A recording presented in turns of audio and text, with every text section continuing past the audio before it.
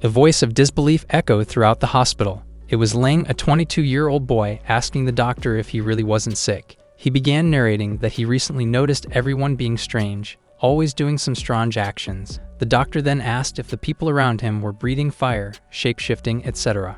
Ling was surprised that the doctor got accurate, to which he told him not to worry too much. It was a condition often experienced by older people. He also revealed that socially disconnected otakus may experience it, hitting him right where it hurts. The doctor dismissed him and called for the next patient. As he left, he overheard the doctor fixing the patient's brain problem using Photoshop. He turned back with an exaggerated disbelief, thinking that the doctor's brain might have the problem instead. The doctor explained how it works as a guide for the injection of spiritual energy. Ling awkwardly waved his goodbyes and excused himself. He walked out, not expecting the doctor to be like that. As he walked out, the speakers blasted the announcement of the world entering the new era, people manipulating fire, some with the ability to turn stone into gold. Lots of people with extraordinary abilities began emerging in the city. This phenomenon was referred to as the spiritual energy resurgence. It was believed that plants and animals mutated along with humans, but in Ling's eyes, they looked like lunatics as their abilities were non-existent.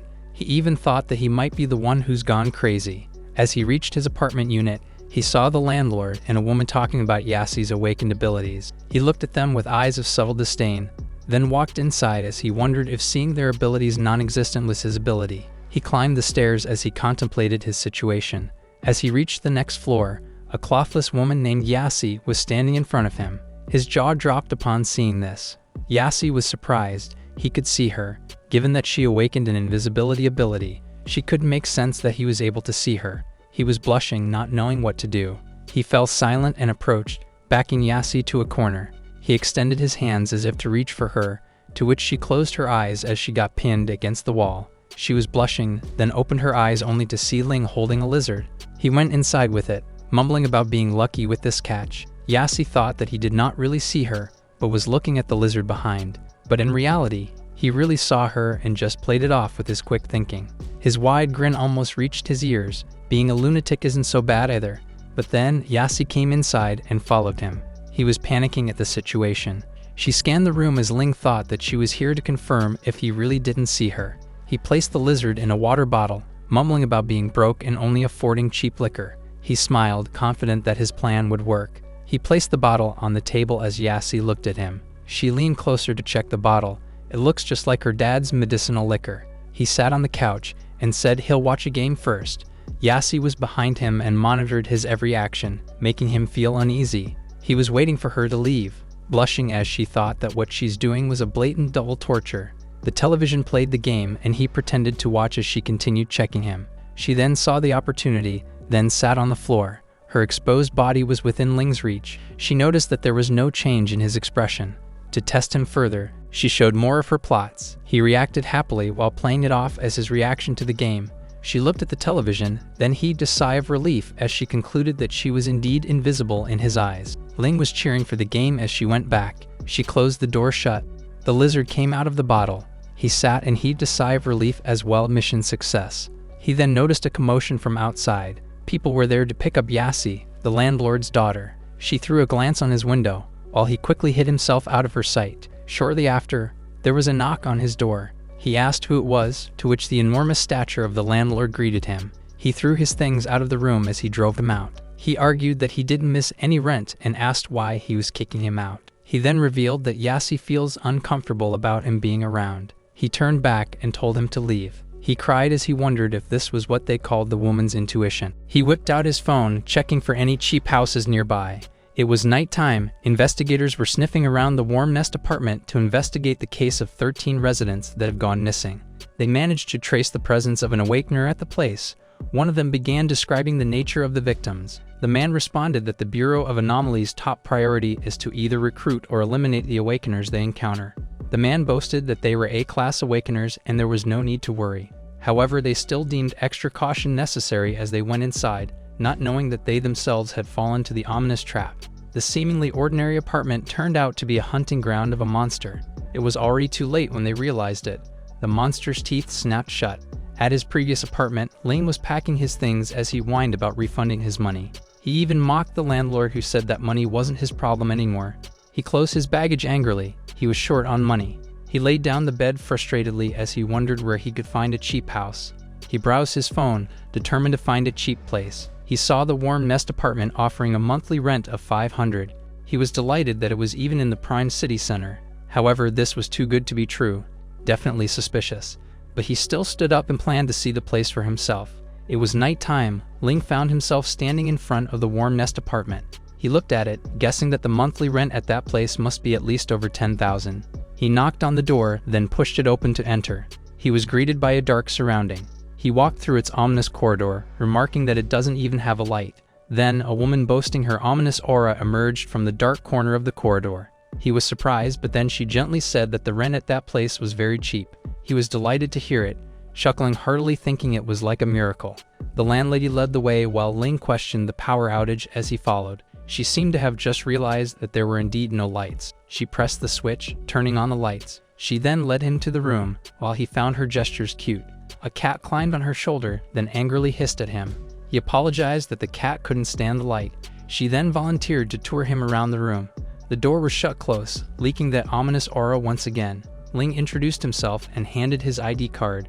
He scanned the place, comparing it to his previous apartment. As he asked if the place was really cheap, the landlady was leaking her aura. She sneaked behind him to attack, but her attempt was put on a halt as he managed to catch something. He was now holding an angry cat, assuming that it was the one who ruined the electrical wirings around the house. She awkwardly tried to make excuses. Deep inside, she was wondering how he was able to casually suppress her demonic power. She was glaring at him while he was cluelessly admiring the place. He then knocked on the wall to test its soundproofing capabilities. The landlady looked at him. Seems like he hasn't noticed anything strange. She was even wondering if he had a powerful artifact on him.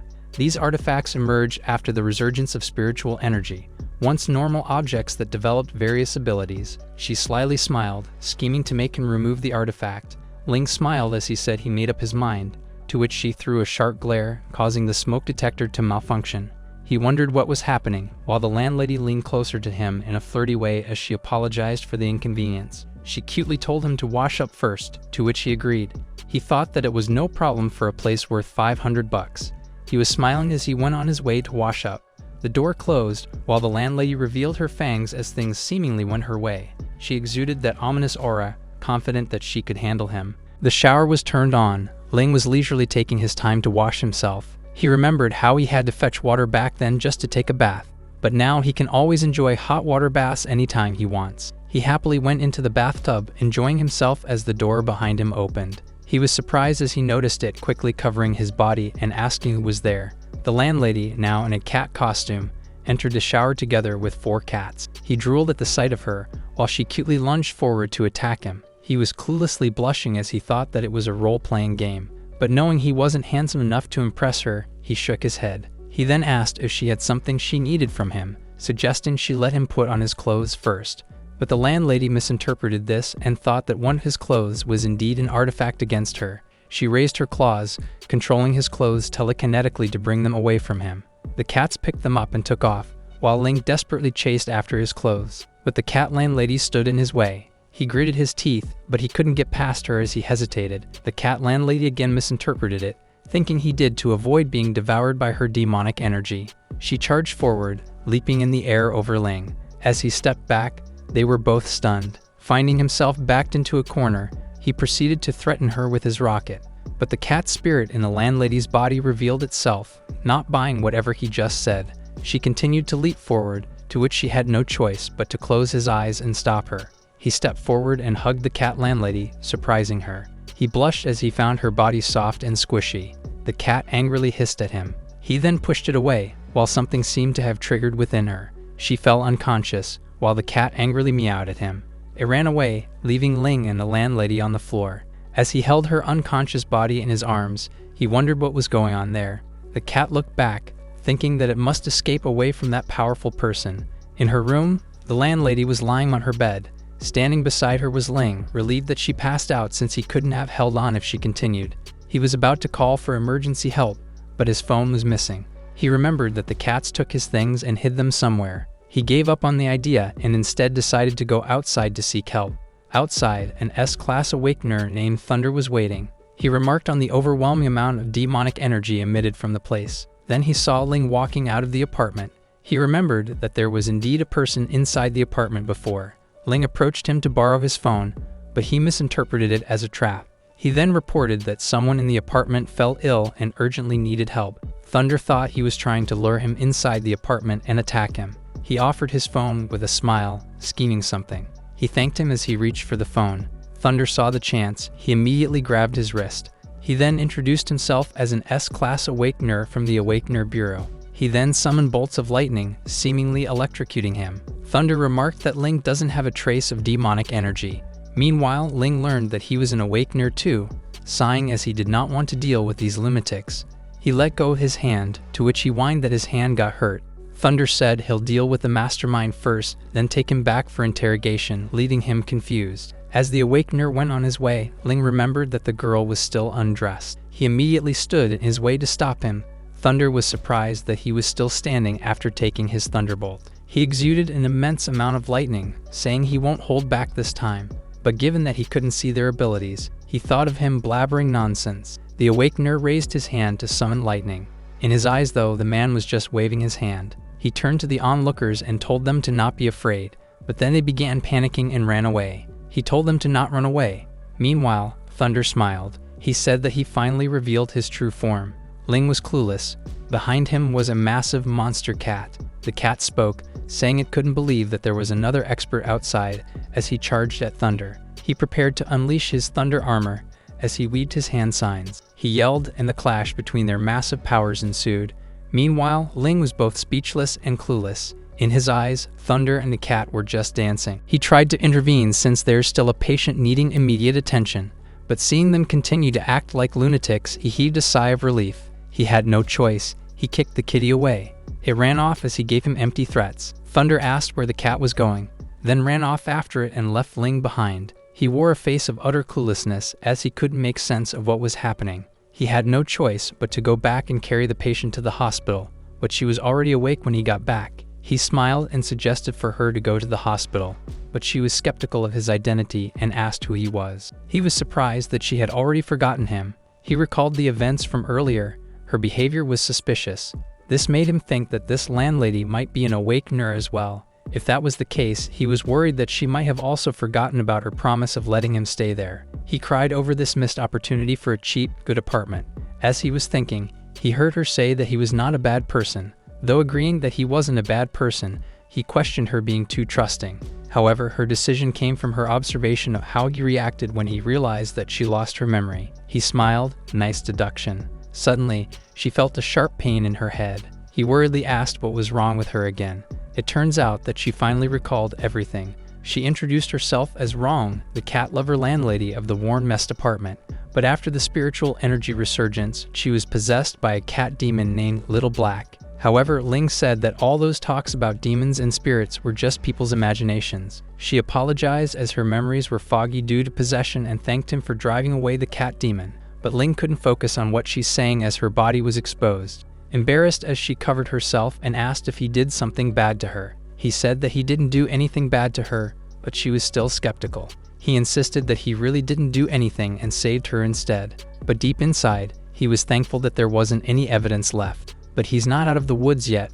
Wrong asked why he was afraid to face her. He didn't know what she meant by that. She concluded that he was indeed up to something sinister. In his defense, he said that he couldn't dare look at her body, but she didn't buy this excuse. She pointed her finger to his cheek, asking what he really did to her.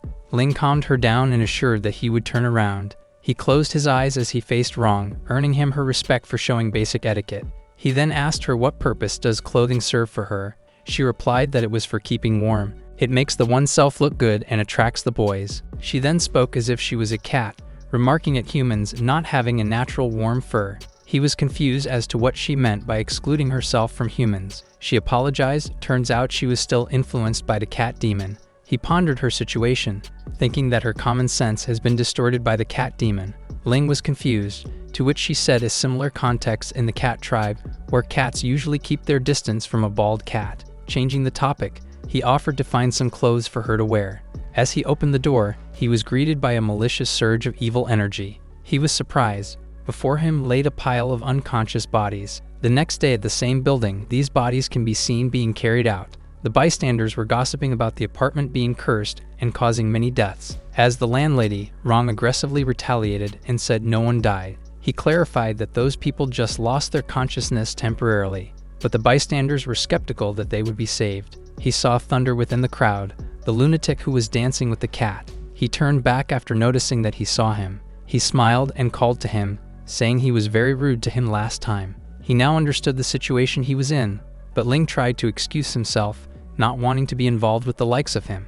But Thunder won't let him and said that a catastrophic battle would have happened if not for him. He smiled, asking if he was able to catch the cat demon, but he revealed that it managed to slip away. He thought of it as nonsense since there's no person who could catch a cat with their bare hands. He then wrapped his arms around his shoulder and asked him to join the Awakener Bureau, but he said he was just an ordinary person and that he won't join. He ran away, unwilling to reconsider.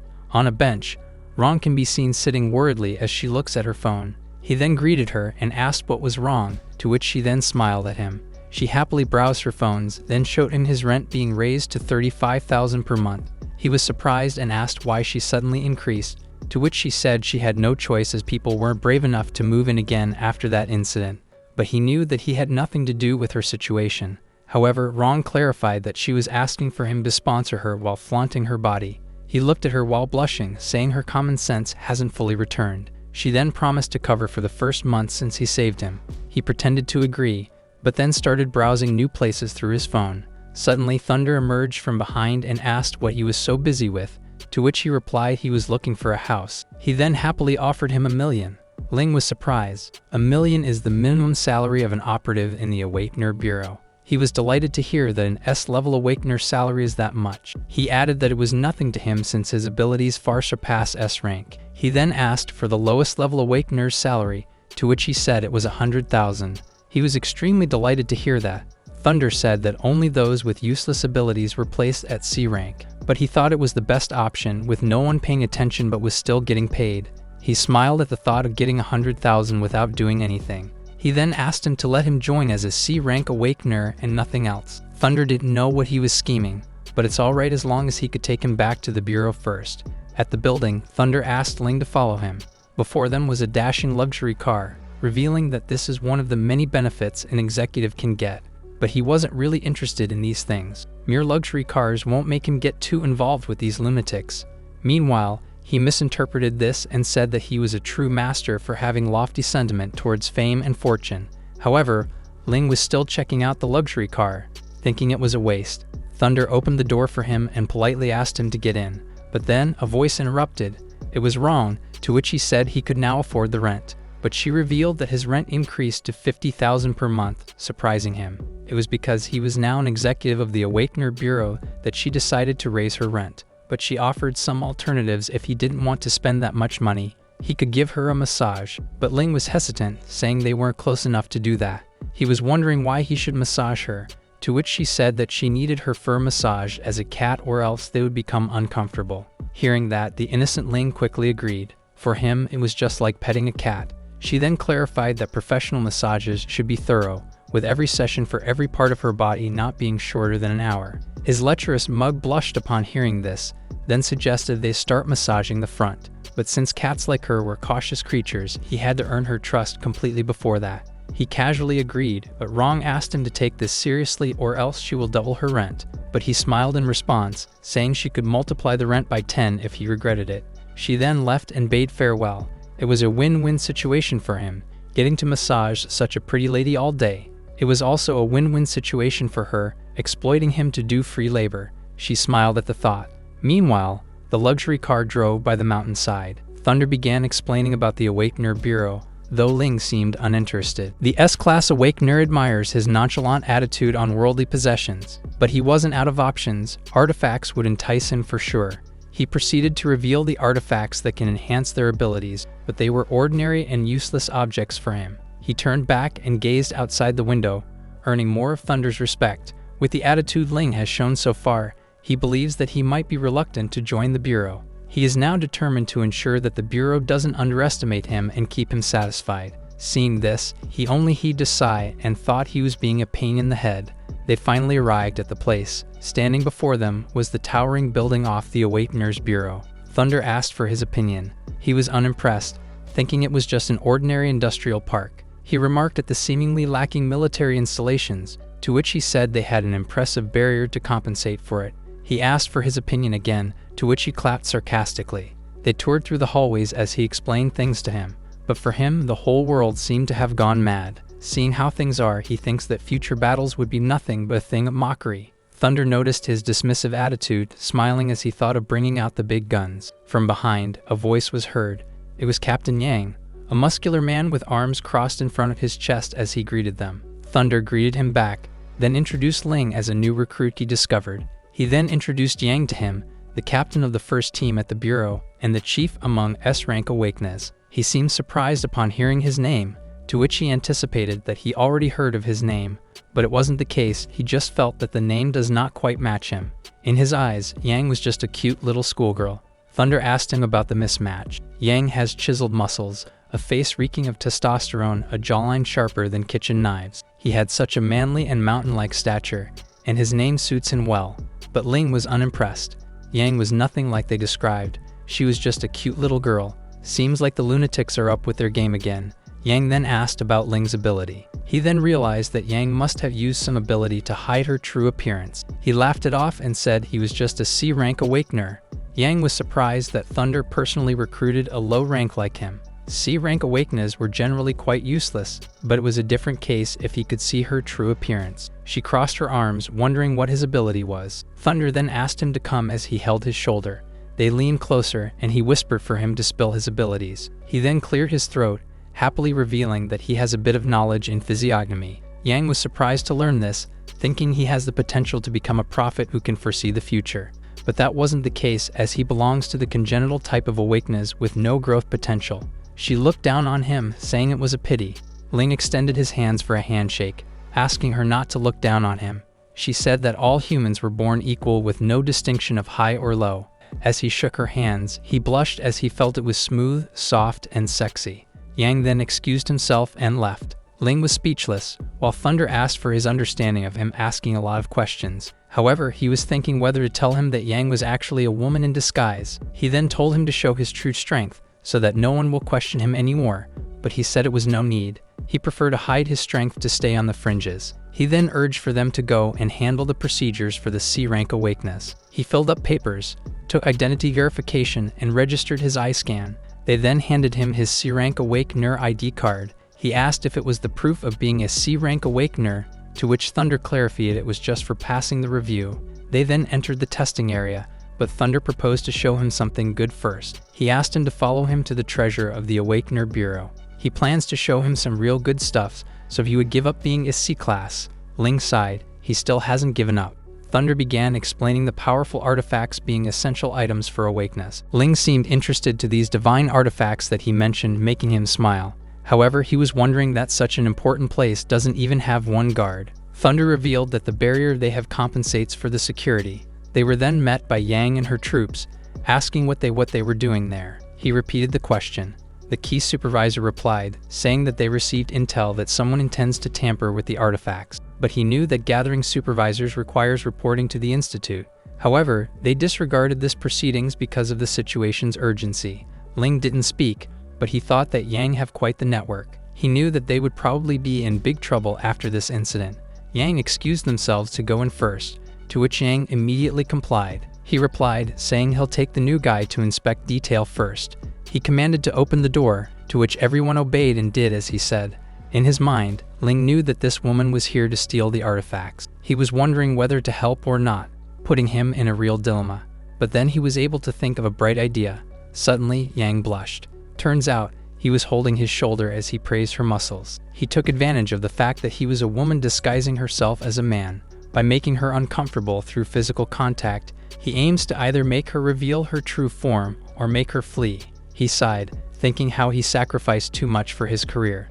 The door was opened, while one of his men turned to Yang, who was blushing from Ling's physical touch. She regained her composure, then told him that they could work out together later. He then gave up on the idea of grabbing her as it would ruin his image. Thunder proposed to become his training partner, to which he said there was no need. Inside, the three of them scanned the place. He bumped into her shoulder, making her feel uncomfortable. She turned to him while he apologized for being distracted. She then asked how a C rank like him can bear the energy pressure of the artifacts, thinking he had some special ability. Thunder revealed that he was using spiritual power to protect him.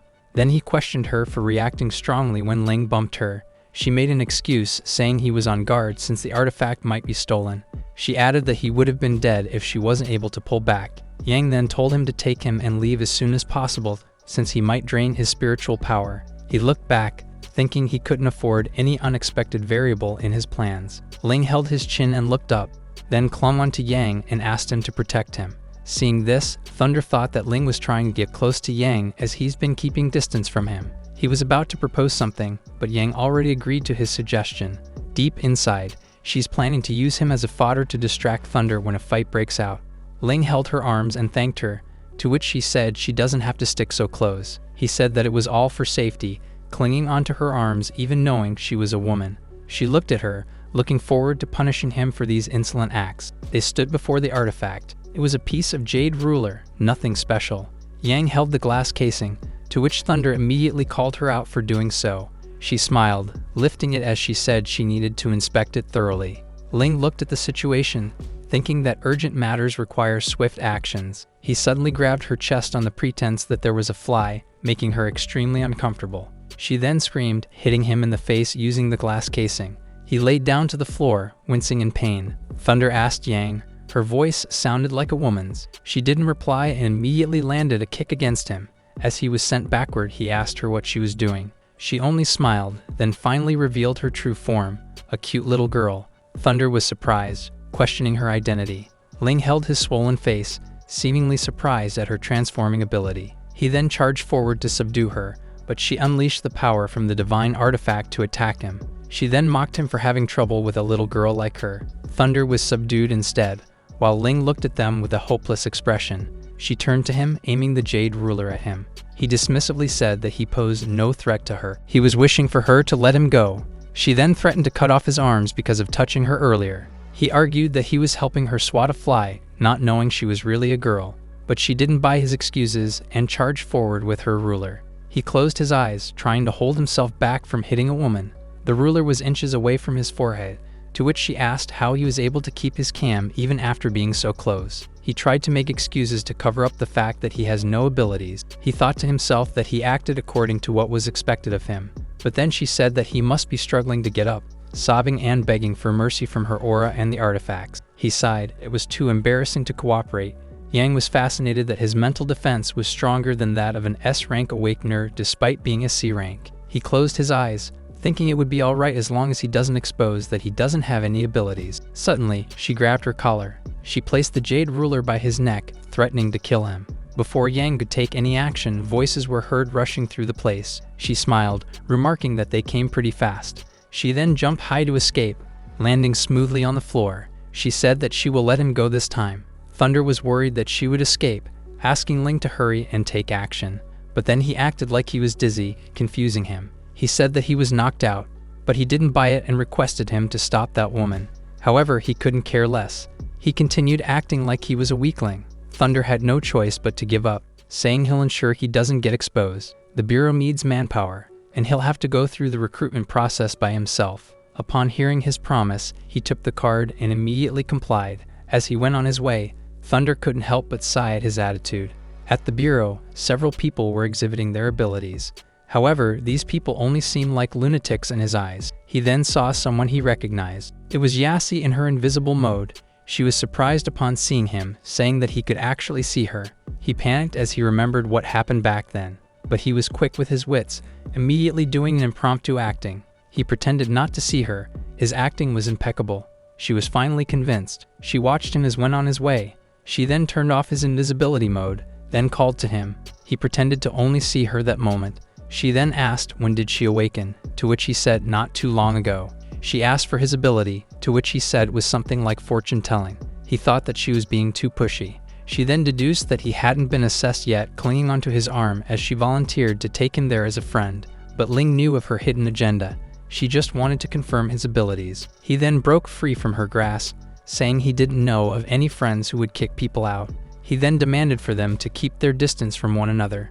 She only winked as she teased him, calling him an annoying ghost. He then found himself knocking on a door. he was greeted by a man, asking for his identity. He introduced himself, then the man told him to follow him. He said that abilities were tested with specialized equipment, and that power can be enhanced with training. He figured out this was the reason that Yasi doesn't have to remove her clothes to become invisible anymore. He then led him to the spiritual energy-powered device that they developed. But for Ling, it was nothing more than a mere handcart. He said that these carts were equipped with special formations to measure one's power. For the ability, they just need to explain it to the tester. He then held the cart, which looked like an ordinary handcart to him. He was aiming to move it to the sea level. He fell to the ground as he pushed it. It was so light. The tester was delighted. He was an A-rank awakener. However, his target was only C rank. He then pulled it back to the sea level, confusing the tester. He told him to come out first.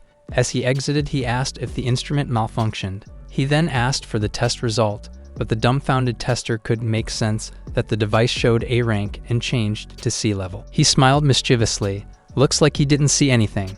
He then turned to him and asked for his ability. He found the test result suspicious, thinking it was related to his ability. He dismissed it off as mere luck. The tester was still confused, to which Ling said that he can randomly change his luck. The tester remarked that it was an unreliable ability in crucial moments. He still registered him as a B rank with a monthly salary of 200,000. He heaved a sigh of relief after his bluff worked. It was almost night time. The tester gave him his salary card and some notes for the bureau's new employees. Looking at his salary, he was delighted. Back in his apartment, Rong was waiting. He asked what she was doing in his room, to which she said it was time to work for her. Ling had no idea about what she meant, to which she reminded her of the massage work. She suddenly got on top of him, flustering him. He blushed. She wasn't kidding about fur brushing. He then grabbed her waist and pressed her body against his. He caressed at her chin, making her extremely delighted. He thought that the cat demon possession have completely changed her common sense and habits. He got carried away and touched her heart, to which he immediately felt a sharp pain. Rong bit his hands for touching the restricted zone of the cat clan. He brushed it off as an accident and urged her to continue. However, she got up and told him to practice more for next time. Then a voice from outside was heard, making him confused as he knew that no one dared to rent this cursed place. She replied that people from far away don't know. They were greeted by the cute little woman from earlier. She was currently disguised as a lady tenant named Yuna. However, it was useless to his eyes that don't perceive any abilities as real. Rong then pulled his hands and urged him to go. She looked back, thinking to let her slide as long as she doesn't do anything outrageous. But the disguised mole doesn't seem to be someone to stay still. It was nighttime. They went shopping. She then saw a shop owner waving a golden bell to attract customers. Her pupils dilated at the sight of the bell. She then charged toward the woman, snatching her bell playfully. She ran off to the dim alleyway, then played with the bell like the cat she is. The woman chased after her, demanding her to give the bell back. Turns out, it was an artifact that makes customers flock into her store and spend money. She then got bored of the bell and threw it back. She caught it, saying she would have regretted it if she didn't give it back. She then went off to find Ling, but she bumped her head accidentally. Suddenly, a group of goons were surrounding them. They demanded her to hand over the magic bell, to which she asked why they would want to take it from her, but the goons knew of its real value and threatened her to hand it over. The woman was worried for her life. Then one of the goons noticed a beauty behind them. They looked at her with lascivious desires in their minds. They stood tall, trying to coerce her into submission, but then she assumed a cat pose, amusing everyone. Suddenly, a black cat emerged from the top of the fence. Everyone was on guard, while Rong stood under the shadow of her companion. Meanwhile, Ling was searching for her. He searched the places where cats would like to be. Suddenly, he heard a scream of despair from a not-so-distant place, alarming him. Rong was laying on the ground. The goons revealed that the place has been sealed by a barrier. The cat turned out to be the demon cat, telling her that she needed the cat demon's power. The cat licked her leg, then climbed by her shoulder as it tried to entice her into accepting it again. Suddenly, a voice was heard, making everyone turn around. It was Ling, mocking the stinky cat demon. The goon leader ordered everyone to stop him and get the bell. One of the goons cast his bind spell against him. Ling realized that these people were awakeners. Since they generally don't engage in physical combat, he was confident in winning with just a weapon in hand. The goon leader charged to attack him. He gripped the metal pipe hard, hitting the goon leader in the back of his head. The goons were worried for their leader. He laid defeated beneath Ling's feet. They were surprised. Only S-rank awakeners can defeat their boss. Ling held his pipe firmly, readying himself for the next fight. One of the goons pointed to the cat and blamed it. The long-haired goon planned to eliminate the cat, leaving Ling to the other goon. The goon approached, then activated his bear's back skill that enlarged his body. In his eyes, though, he was just nonsensically flexing his muscles. He took advantage of him not moving, then bashed his jaw with the metal pipe. The long-haired man thought he was indeed an awakener. He approached his cowardly mug with his bloody metal pipe. He turned to the woman holding the bell, then snatched it. He activated the artifact, now ready to face him with his newfound confidence. He cast the spatial cut skill using the bell, but they had no effects on him. He was dumbfounded. Even an ordinary S-rank awakener wouldn't be able to withstand the bell. He raised the metal pipe and said that some things are better not thought about too deeply. In no time, he dropped the metal pipe. The last goon lay defeated on the ground. Rong immediately ran to hug him, wearing a sad and fearful look on her face. He caressed her back to comfort her. The woman gave them the bell, saying she doesn't want to experience that kind of thing again. He then took the bell and gave it to Rong. She received it, asking him to promise that he'll catch the cat demon sooner. He smiled awkwardly. How is he supposed to catch a cat? She added that he'll have to accompany her every day if he can't catch it. She also added that he would have to accompany him at night, as well as during cloudy and rainy days, to which he agreed helplessly. The goon leader woke up on his phone ringing.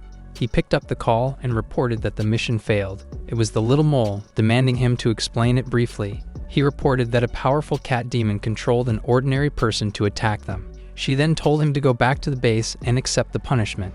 She dropped the call, threatening to kill him when he found the magic bell. The next morning, Rong was serving breakfast. They sat by the dining table silently. Ling thought that their relationship would improve after the incident. However, she could never feel okay about exploiting him as his laver. They laughed awkwardly. He then stood up and excused himself to go to work. He opened the door, only to be greeted by Yuna. She pretended to fall, to which he caught him. She then greeted him in a seductive manner, making him flustered as he knew who she was. Yuna leaned closer, trying to seduce Ling. It was revealed that besides shape-shifting, she also has the ability to control others. However, this ability didn't seem to work on him as he pushed her away gently. He couldn't believe that she was actually greeting him first, skeptical of her real intentions. She couldn't help but think that his mental strength is indeed strong, seeing how her ability has no effect on him.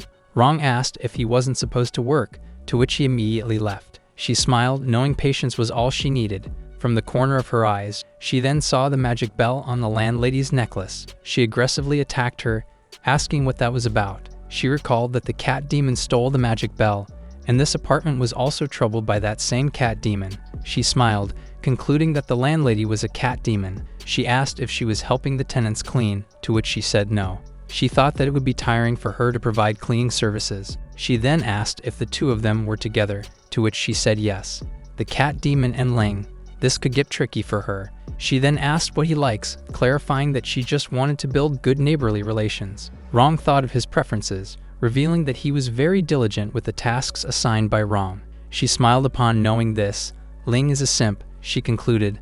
At the Awakener Bureau, Ling found himself getting dragged by Yassi. She insisted on helping him get acquainted with the environment. She added that the Awakener Bureau is very humanized, and that friends can be assigned to the same group. However, he does not see her as a friend. As he looked after her, he was wondering why she was so persistent with him. He guessed that she still probably doubted whether he could see through her invisibility. They then arrived at the third team's place. Inside the building, Ling was greeted by the echoing of the instructor's fierce voice. Captain Diane, the leader, ordered everyone to do 200 more squats. A man raised his hand and asked if he still had to do it when he already transferred to another team. He angrily turned to him and told him to get lost. The man walked past Ling as he exited. Yassi revealed that Diane was from a military background and was very strict, but this only meant that he will have fewer team members, making him smile. He asked her why she chose this team, to which she said she wanted to improve quickly under his strict guidance. He smiled sarcastically, knowing it was a lie. Diane took notice of their presence and told them to come and join the training. Yassi looked at him, thinking about applying for transfer as soon as she figured out his ability. Diane ordered him to introduce himself briefly. He complied, stating his name and his B-rank grade as well as his bluff ability to randomly change his luck. Murmurs of skepticism about his ability echoed through the air, saying his skill was unreliable. Yassi also thought it was a mediocre ability and that there's no way it can see through her invisibility. But then Diane's voice was heard. He said that the ability he had was very suspicious. Ling panicked and said that it was the assessment result from the identification department. However, it was revealed that they weren't responsible for detailed research. He panicked, thinking that his fabricated ability might have been exposed. He said that the identification department may have overestimated his ability, saying he was just a C grade. He was hoping for them to not think of him as a liar. Diane said that the identification has instead underestimated his ability, surprising him. He once again asked what his ability was, to which he hesitantly said it was luck. He added that it was sometimes good and sometimes bad. Diane then asked him what luck was, then yelled that it was when the entire world changes because a person. He pointed his fingers to him, concluding that he has the ability to control the entire world. Diane was extremely delighted and assured him that he will help him find the right direction and enhance his abilities. This wasn't what Ling planned to do. He then wrapped his arms around his shoulder and happily remarked about his unlimited potential. Yasi then raised her hand and asked if his ability could immunize him against others' abilities. After thorough analyses, he concluded that its probability of immunity is extremely low. However, she still acknowledges that it still exists. Diane then assured to deal with him properly if he became immune to abilities and bullied her. But she couldn't rest easy. She must figure out whether he really saw her that day or not. Ling then turned to him and asked if he ever saw abilities that allow flight or vanishing into thin air. In his opinions, these so-called abilities were just fantasies of these people. However, he was wondering if someone could really fly in the sky. He revealed that no one with such abilities has been discovered yet. With this, he was able to conclude that these abilities only affect people mentally at most. Team leader then cut the conversation short and ordered everyone to run 30 laps. As everyone complied, he was pondering on the thought of learning some martial arts. Out of nowhere, Thunder came in. He asked him if he wanted help with switching teams, to which he said it was fine there. He then revealed that there was a big uproar after the artifact was stolen. However, they still gained something from that incident. They learned that this was done by the underground organization called New World. Learning that the leader can make anyone absolutely loyal, he asked how did they know there was someone like that. Thunder revealed that the Bureau has some techniques and abilities to crack, though this person was very cautious. Hearing this, he learned that Yuna wanted to approach him to take control over him. He then asked Ling if he had any means, to which he said he'll think about it first. Outside the building, he thought that it would be great if Thunder could just catch the culprit directly, but he realized the implications of him failing. She would control a bunch of people every day to bother him. He shook his head, thinking he must come up with a foolproof plan. Suddenly, he heard a familiar voice. It was Yuna being interrogated by Thunder himself. She then called Ling, prompting him to ask if they knew each other. He realized that she was intentionally trying to drag him into trouble. He said that she was just a neighbor who moved in a few days ago. Thunder asked again if they knew each other, to which he clarified that he only knew her name and nothing else. Deep inside, he was rooting for Thunder to seize the opportunity of subduing the New World leader. He then apologized for being rude and politely asked her to cooperate, but she then controlled a man named Yu-Chain. He grabbed the artifact, then raised it while laughing. He broke it immediately, prompting Thunder to subdue him immediately. Seeing the situation unfold, Ling was speechless. He picked up the shattered pieces of the artifact, remarking it was already unusable. He angrily demanded him to give his master's name, to which he pointed to Yuna. Thunder wouldn't believe it, to which Yu-Cheng angrily said what was the point of asking him. He ordered for him to be taken back as he will interrogate him later. He knelt to the ground and picked up the shattered pieces of the artifact. He then told Ling to go back first, and he will contact him if there's anything. As they left, he was intrigued by her control ability. She then asked him to hop in the car, to which he immediately complied. The traffic light was on a red stoplight. The New World leader thought she was really unlucky today. She looked at Ling, who was beside her, thinking he was a sycophant. He was wondering where she hid the jade ruler that she stole back then. She began seducing him, aiming to break through his psychological defenses. She was alluring enough to make him blush. Ling wondered if all controlled people get such great benefits. Yuna saw the perfect opportunity to take control of Ling. She immediately placed his hands between his thighs. He was flustered as he said that the traffic light had already turned green. She noticed it and immediately went back to driving.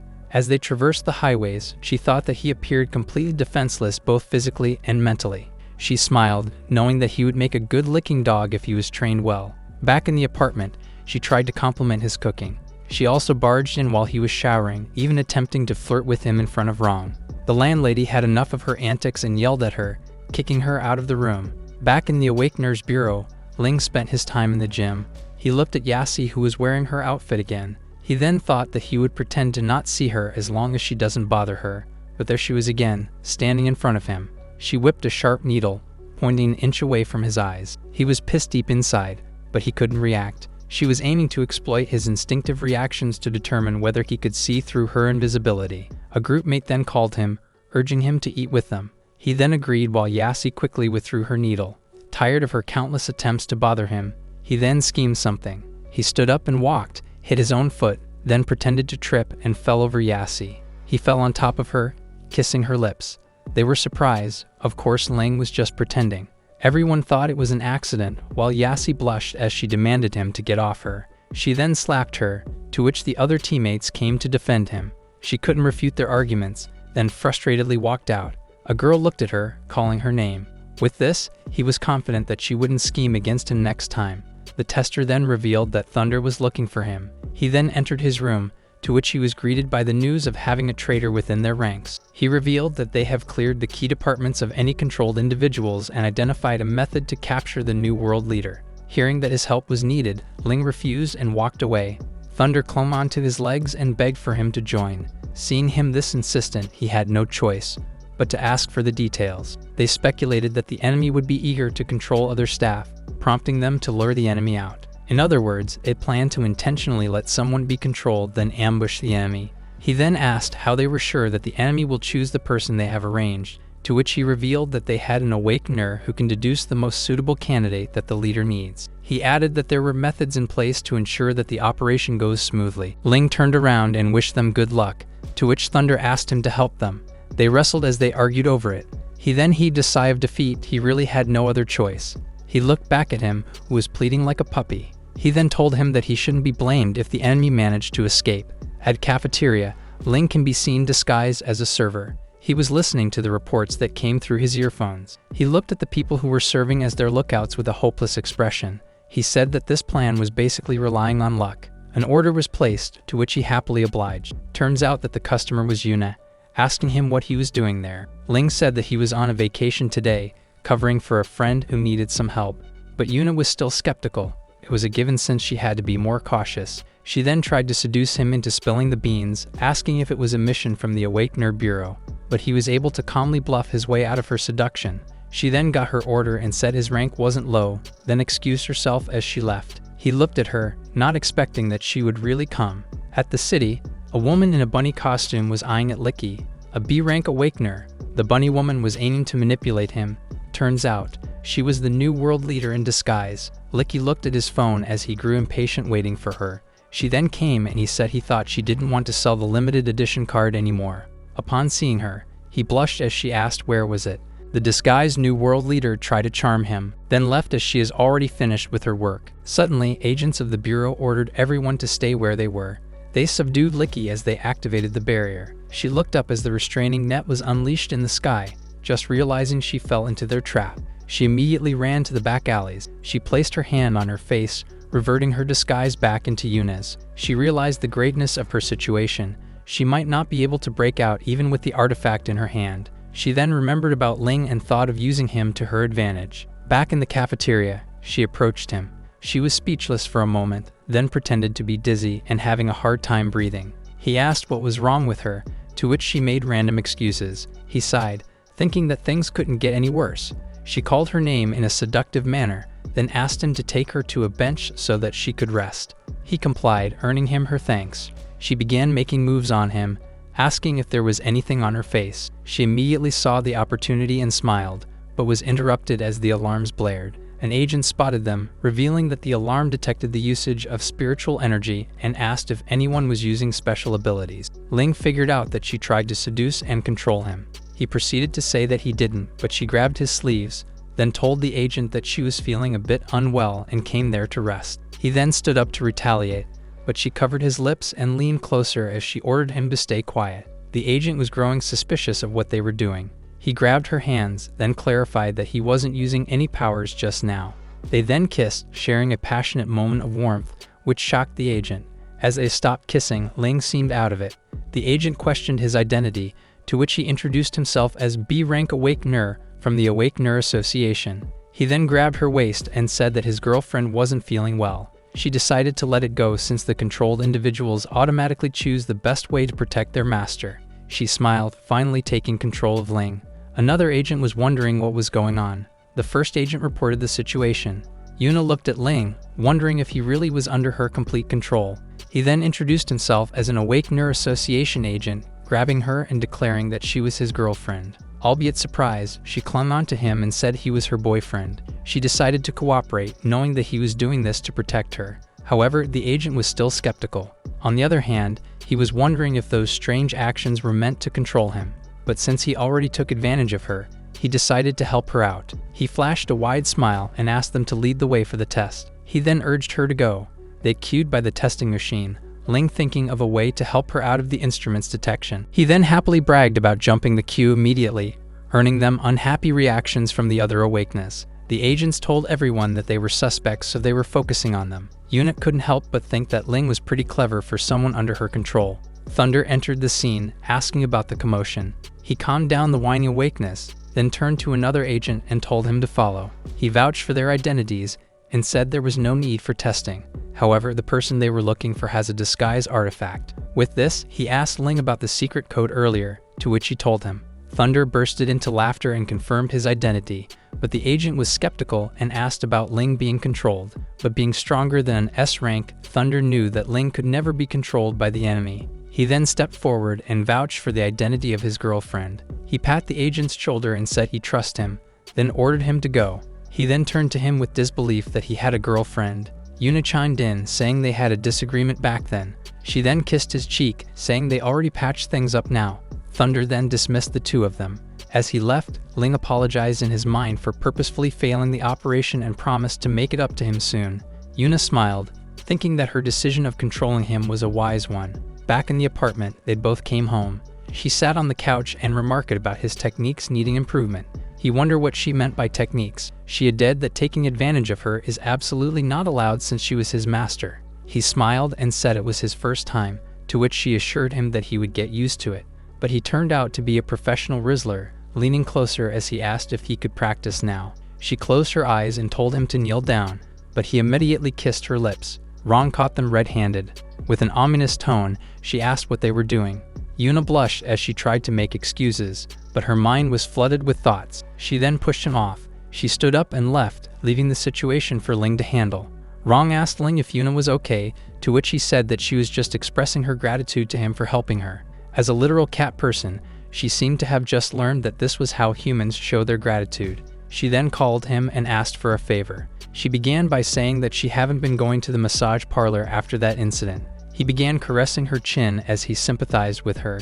She then started getting close, pampering herself on the warmth of his body. She got that dreamy look on her face, then immediately kissed his lips. He was surprised and asked what she was doing, to which she said she was just showing her gratitude. They then happily cuddled on the couch. The next morning, Ling can be seen going out of the apartment. Yunaxa happened to drop by and told him to hop in the car. He noticed that she seemed a bit off today. In her mind, she was thinking that she can't afford any more reckless moves. As he looked at her, he was silently hoping that she won't realize that he haven't been controlled for real. She then gave him her first order, to gather essential intelligence for her, but he was just a B-rank Awakener, not having any connections or backing. She asked if they were on good terms with Thunder, but he revealed that he was in a tough spot and does not have the luxury to help others. Since the Jade Ruler is missing, he was primarily responsible for retrieving it within a month. She then ordered him to deliver results and assured that he wasn't alone in this struggle. He complied and they drove through the highway. He agreed for now to avoid rousing her suspicion. At the Awakener's Bureau, Ling continued to act as her boyfriend. He kissed her in the cheek before leaving, then bade his goodbye like a typical boyfriend would. This made her really pissed. Ling began running laps as usual for his daily training regimen. A voice was heard calling him, which made him turn. He saw Yasi together with a girl, asking how he was doing. He said he was alright. She then introduced him her best friend Kingu. She gave him an angry look, confusing him. Yasi also noticed it and asked her. She then shifted into polite tone and offered him water. He thanked her and reached for it.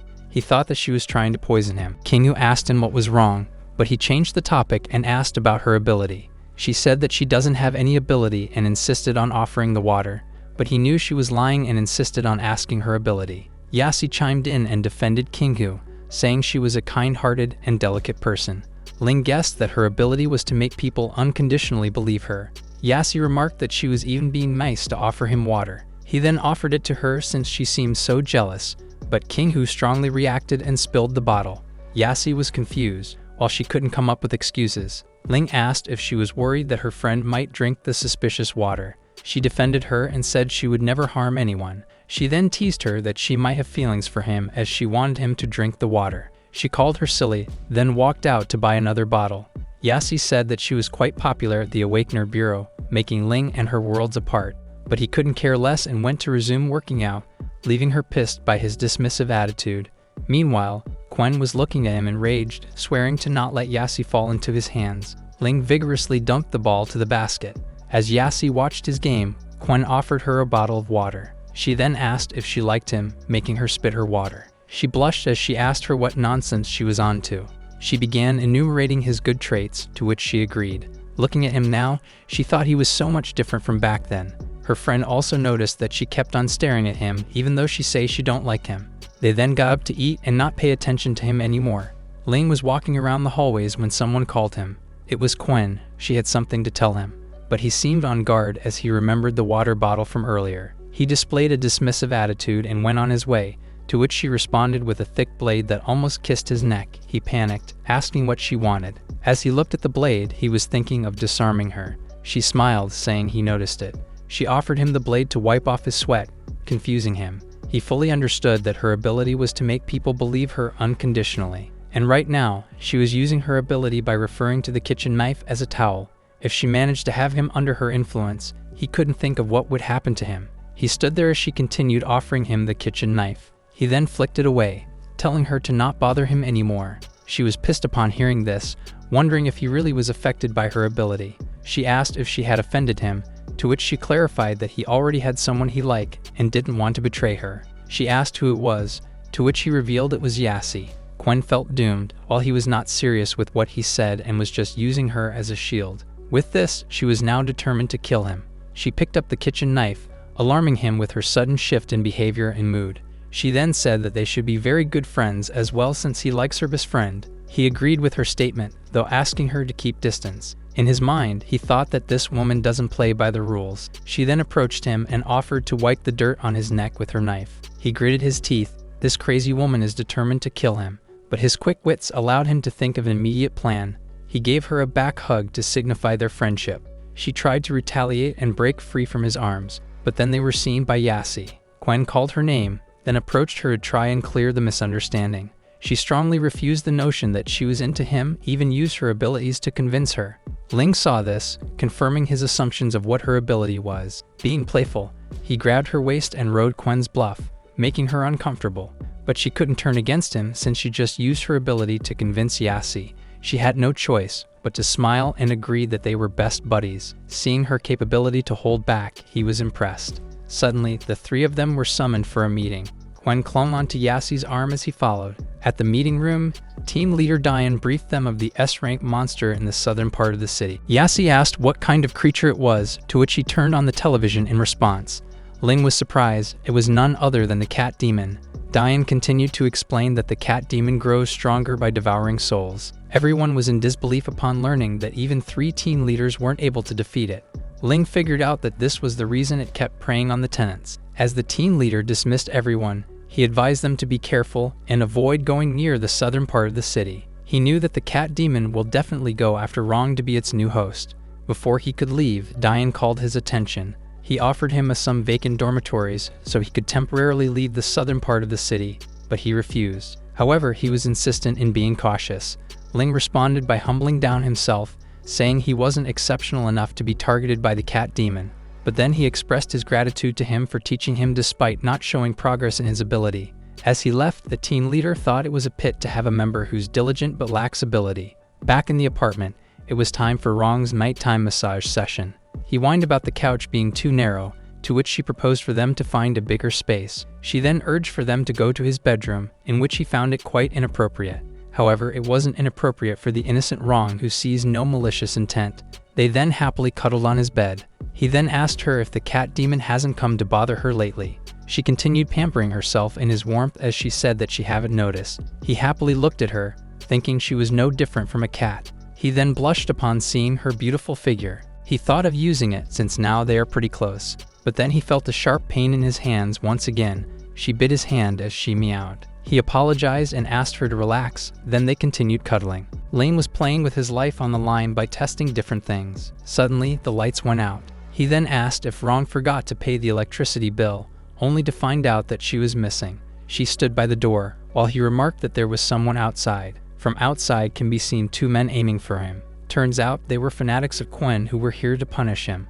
They activated their ability to open the door. They stood there, confident that they could easily take him out. He then opened the door, to which they smiled as they prepared to attack. One of them charged forward with a punch, but he easily caught his fist. He blamed his partner for letting him block his punch. He then landed a devastating kick to his gut, while he wrenched his wrist. With a menacing tone, he told them to get out of here and don't cause trouble again. He slammed the door shut as the two of them wondered why he wasn't affected by their abilities. They decided to withdraw for now, certain that Ling was clearly not being controlled by abilities. Since he was hiding it from the association, they planned to report him the next day. But then, it seemed like they won't live to see another day, as the cat demon stood in their way. They panicked upon seeing it, knowing it was their end. The next morning, Ling updated Rong before leaving to work. He glanced at Yuna's door, wondering why she hasn't shown up for days. She was technically his girlfriend, and he was starting to miss her a bit. Suddenly, his phone rang. It was Thunder calling him. He was then surprised upon hearing the suspension, making him run off with urgency. Ling saw Thunder in an apron as he revealed that he has been demoted from his position. He apologized for not being able to catch the new world leader and caused his demotion, to which he only shrugged off. Deep inside, he was feeling bad for letting Yuna get away. He pat his shoulder and assured that he could get back his position in no time. Yang then appeared and mocked him about what he was going to do to get promoted. Thunder retorted by implying it was his fault that he was in the logistics department. However, he still looked down on the logistics department, which was far from the front lines. He then left, leaving Thunder pissed. He proceeded to explain that the previous Yang was too good at disguising himself. He said that the artifact was stolen and he wasn't even at the scene, so it has nothing to do with him. But many of those involved were Yang's trusted aides, making him resent Thunder. Ling remarked that he was such a hypocrite. He turned to him and advised him to be careful when moving around the Awakener's bureau. He smiled as he thanked him. Thunder then excused himself and waved goodbye, leaving him determined to help him get back to his position by catching the cat demon. At the bureau, Diane urged him to move into the dormitory as soon as possible. He revealed the news about two Awakers who lost their lives to the cat demon near his apartment. He was surprised upon hearing this. It was the two troublemakers from yesterday. He remarked that the cat demon has become stronger and was stirring up trouble again. He knew that this situation is grave. What if it can possess people during the day too? He immediately thought of Rong, then urgently excused himself. He ran outside, phone ringing as he tried to contact her. He reached the apartment and called for her, but not even her shadow can be seen inside the place. He had a guess that she has been taken by the cat demon. He ran off, aiming to find her as soon as possible. At the police station, he immediately reported her as a missing person. He added that she was missing since an hour ago, but the police needed concrete evidence that she was in danger or he had to wait 24 hours. However, it was revealed that official personnel are required to cooperate with agents when dealing with ability-related incidents. He asked for them to arrange someone capable and access to all nearby surveillance footage. Then a voice was heard, making them turn. It was Yao, a probationary police officer who seemed unsatisfied of the Awakeness attitude. However, lives are at stake, so he immediately demanded her to take him to the surveillance room. She sighed with defeat and asked him to follow, leading him to the surveillance room. They browsed the footages but didn't see any traces of her, making him wonder how it was possible. He then proceeded to personally review the footage for reassurance. The screen showed a cat entering the apartment, then leaving it shortly after as it rode her shoulder. He was mad that the police officers missed this part of the footage, but she said there was nobody in the video at all. He realized she had been affected by the cat demon's ability and ordered her to extract the surveillance footage from various areas. He added that this was an order. They browsed the footages. He smiled in delight as he found what he was looking for. At a remote warehouse, the demon cat possessing Rong stood before Yang and another agent. He turned to him and said they could not afford to worry about the possessed humans. He clarified whether he meant taking down the girl as well, but since his position was at stake, he couldn't afford failure. The cold-blooded Yang only saw her as a necessary sacrifice for the peace and well-being of the people.